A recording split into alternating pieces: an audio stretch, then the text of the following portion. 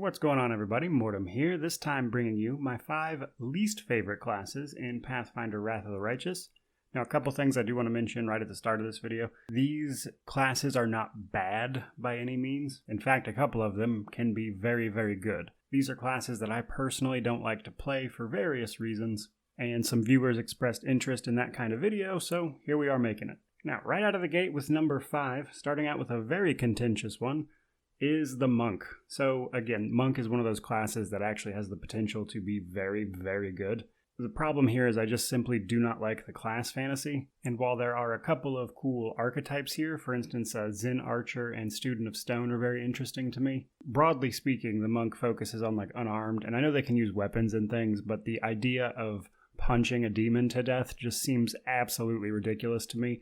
But to be fair to the people who enjoy Monk, we are talking about a fantasy world here where we're fighting demons to begin with, so while I don't begrudge anybody playing this class, it's just not one I personally enjoy. Now, for our number 4 spot, we have the Hunter. Now, the Hunter comes with a bit of a caveat. One of its archetypes, the colluding scoundrel, I'm actually very fond of.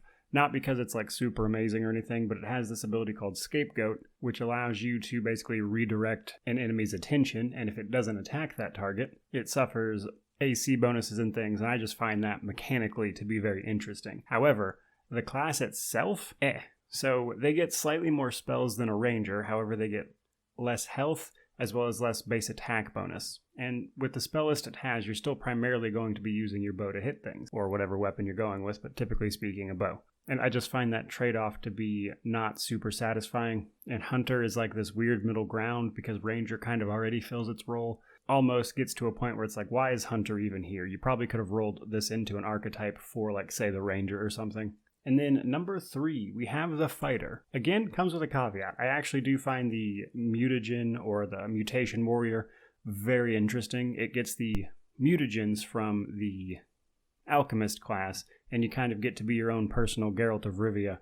And because of that, that one particular archetype is very fun. But the rest of the class I find to be basically the most vanilla thing in the world. It's like, if you're playing a fantasy game and you're like, well, gotta roll a human warrior, and that's a fighter for you. Now that said, people will talk about Dragonair Scion and stuff. Personally, I feel like the trade-offs from the base class to Dragonair Scion, while from a fantasy perspective, I do again find very interesting, it's just that the actual trade-off mechanically is undesirable. You actually trade a lot from a base class fighter to be a Dragonair Scion. And like, sure, you get cool dragon powers, but you know, it kind of gets to a point where it's like, why am I even playing a fighter for this? Because plenty of other classes get a dragon bloodline. And beyond that, I find all of the other archetypes and things to be, as I mentioned, basically the definition of vanilla. In second place, potentially a little contentious again, with the Bard. Now, I know a lot of people like bards, but again, this is one of those classes where I just don't enjoy them from a class fantasy perspective. They do, of course, provide amazing buffs, and especially in Wrath of the Righteous here, where we can pick up the Azada mythic path, which will actually give you some of the Bardic Song style party buffs. I just find Bard to be even more and more undesirable, as in general, I don't enjoy the class fantasy of a Bard, though I do, of course, recognize, like with the Monk, that they are good at what they do. A lot of people very much so like to run with dirge bards in their party specifically. And then, for our number 1 spot, and if you've watched my channel or my streams at all, this will actually not be a surprise to you, but it is the Oracle. I don't like Oracles. I don't like them mechanically. I don't find their playstyle to be interesting, and overall, they just feel like a very gimmicky class. I wish was just executed a little better. Like, they're not bad. You can build decent Oracle builds, don't get me wrong. But it feels like they just tried to cram a bunch of separate little gameplay mechanics into it. Like, sure, they get amazing spells, they get all their, like, full casting level 9, they get to wear medium armor. In addition to their spells, they get all of the either cure or all of the inflict wound spells just as they level up. They don't have to, like, learn them or anything. And then the core concept, the mysteries and the curse that comes with being an Oracle, does make for an interesting thing initially, roleplay-wise.